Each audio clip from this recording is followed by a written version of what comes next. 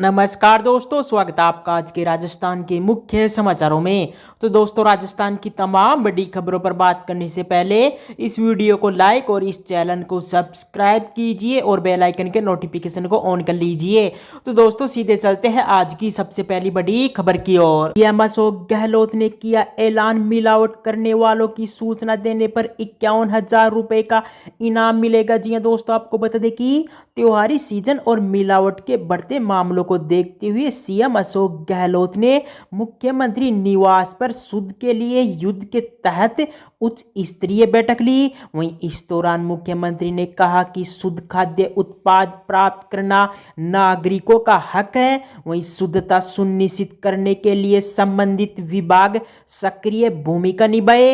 वहीं कोई भी व्यक्ति मिलावट की सूचना हेल्प लाइन नंबर 181 तथा कलेक्टर व संबंधित अधिकारियों को दे सकता है। वहीं उसकी पहचान गोपनीय रखी जाएगी। इसी के साथ ही आपको बता दें कि अभियान की अवधि में मिलावटखोरों के खिलाफ प्रभावी कार्रवाई के लिए सूचना देने वालों को अनसेफ फूड प्रमाणन पर 51,000 रुपये तथा सब स्टैंडर्ड होने पर 5,000 रुपये की प्रोत्साहन राशि दी जाएगी। वहीं चालान के वक्त प्रोत्साहन राशि का आधा हिस्सा सूचना देने वाले व्यक्ति को दे दिया जाएगा। इसके बाद दोस्तों, अगली बड़ी खबर, राजस्थान का यूनिवर्सल हेल्थ केयर मॉडल देश का अकेला मॉडल बन चुका है। जी हाँ दोस्तों, आपको बता दें कि राजस्थान का यूनिवर्सल हेल्थ केयर मॉडल देश में नजीर बन चुका है। आपको बता दें कि जिसके तहत जनता के इलाज पर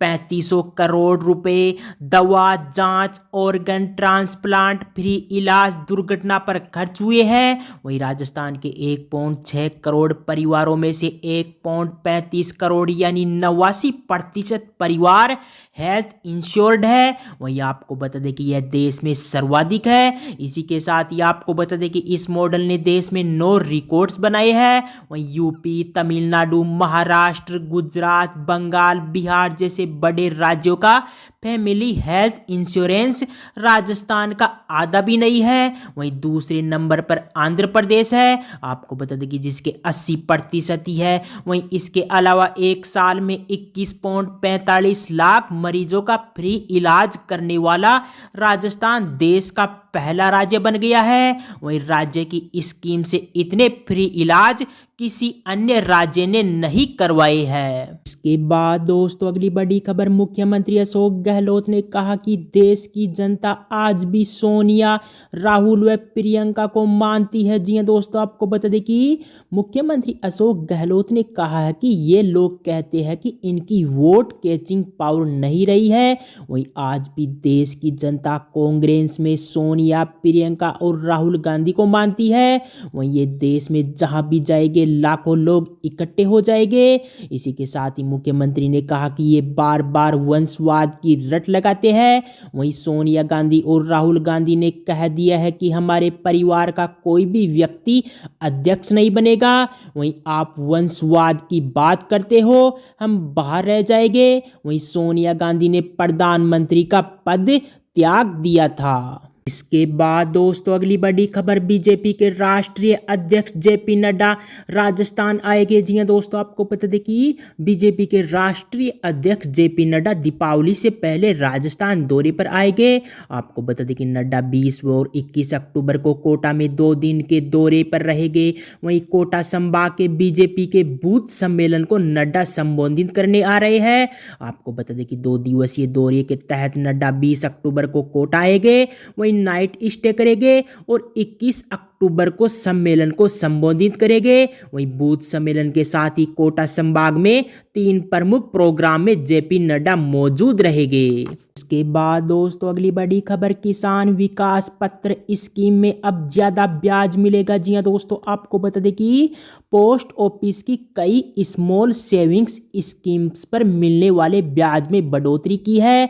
वहीं इसी के चलते अब पोस्ट ऑफिस की किसान विकास पत्र स्कीम में निवेश करने पर पर अब 6.9% की बजाय 7% सालाना ब्याज मिलेगा। आपको बता दें कि अभी देश के ज़्यादातर बड़े बैंक एफडी पर अधिकतम 6% तक का ब्याज ऑफर कर रहे हैं। वहीं ऐसे में इस योजना में पैसा लगाकर आप ज़्यादा फायदा कमा सकते हैं। इसके बाद दोस्तों अगली बड़ी खबर, देश में जल्द लागू होने वाले श्रम कानून में कई प्रावधान किए गए हैं। जी हाँ दोस्तों, आपको बता दें कि देश में जल्द लागू होने वाले श्रम कानून में संगठित और गैर संगठित क्षेत्र के कामगारों के लिए कई प्रावधान किए गए हैं। आपको बता दें कि ये कामगारों के लिए फायदेमंद साबित होंगे। वहीं कानून लागू होने पर 1 साल काम करने पर ही कर्मचारी ग्रेजुएटी का हकदार होगा।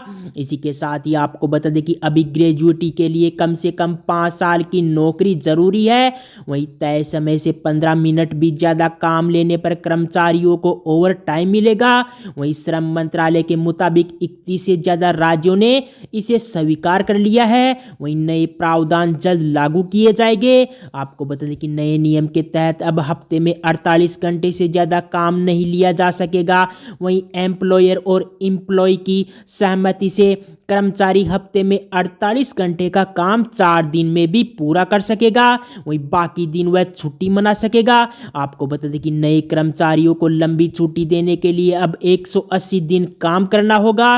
वहीं अभी 240 दिन तक काम करने के बाद ही लंबी छुट्टी का हक मिलता था। इसके बाद दोस्तों अगली बड़ी खबर, भाजपा से उसी की स्टाइल में लड़ेगी कांग्रेस। जी हाँ दोस्तों, आपको बता दें कि कांग्रेस अपनी बेहतरीन और गेम चेंजर मानी जाने वाली योजनाओं पर जनता के बीच एक बहस खड़ी कर चुनावी मैदान में जाना चाहती है।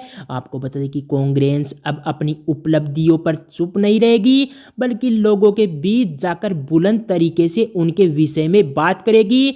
वही अपने अच्छे कामों को लोगों के बीच चर्चा में लाकर चुनाव तक ऐसा माहौल बनाएगी कि लोगों में गुड गवर्नेंस का माहौल बनाया जा सके। आपको बता दें कि कांग्रेस के पॉलिसी मेकर्स का मानना है कि जिस तरह से केंद्र की योजनाओं और फैसलों को भाजपा सोशल मीडिया पर ट्रेंड कराकर माहौल बना रही है, वहीं अब उसके पास अपनी सरकार की योजनाओं को जनता तक ले जाने के अलावा और कोई रास्ता नहीं है। इसलिए तय किया गया है कि केंद्र सरकार की योजनाओं और प्रधानमंत्री नरेंद्र मोदी की मीडिया हाइप को जवाब देने के लिए कांग्रेस अपने कामों पर जनता में बहस करवाए और उन पर लोगों का ध्यान आकर्षित करे। वहीं मुख्यमंत्री अशोक गहलोत और कांग्रेस के प्रदेश अध्यक्ष गोविंद सिंह डोटासरा भी अपने नेता और कार्यकर्ताओं को सरकार की योजनाओं को लेकर जनता में ज़्यादा से ज़्यादा बात करने के लिए कह रहे हैं। के बाद दोस्तों अगली बड़ी खबर, नए ब्लड ग्रुप की पहचान हुई। जी हाँ दोस्तों, आपको बता दें कि 4 ब्लड ग्रुप्स के अलावा भी दुनिया में खून के कई प्रकार हैं। आपको बता दें कि ब्रिटेन की ब्रिस्टल यूनिवर्सिटी के वैज्ञानिकों ने हाल ही में एक नए और बेहद दुर्लभ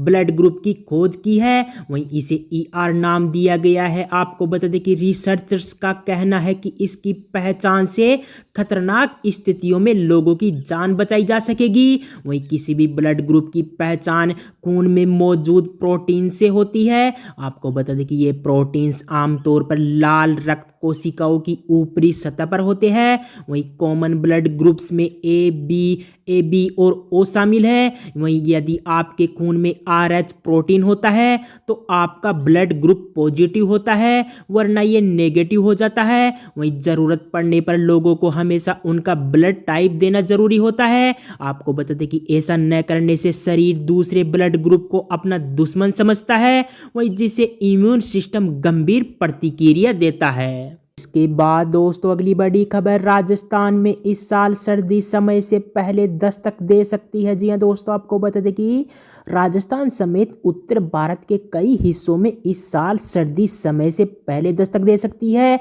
आपको बता दें कि समुद्र में ला नीना के कारण इस बार ऐसे हालात बन रहे हैं।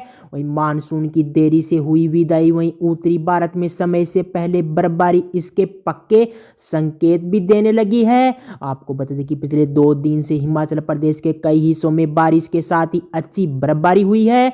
वहीं आमतौर पर अक्टूबर के आखिरी सप्ताह या नवंबर में ही ये बर्फबारी देखने को मिलती है। आपको बता दें कि हिमाचल प्रदेश के टॉप हाइट वाले एरिया लाहौल, स्पीति, किन्नौर में पिछले दिनों 3 इंच तक बर्फबारी हुई है। वहीं जिससे वहां का तापमान सामान्य से 4 से 6 डिग्री सेल्सियस तक नीचे चला गया है। वहीं मौसम विशेषज्ञों की माने तो इस बर्फबारी का असर राजस्थान में भी दिखेगा। आपको बता दें कि इससे न केवल सर्दी जल्दी आ सकती है बल्कि रिकॉर्ड भी तोड़ सकती है। आपको बता दें कि इस बार सर्दी 120 दिनों से भी ज़्यादा दिन तक रहने की संभावना है।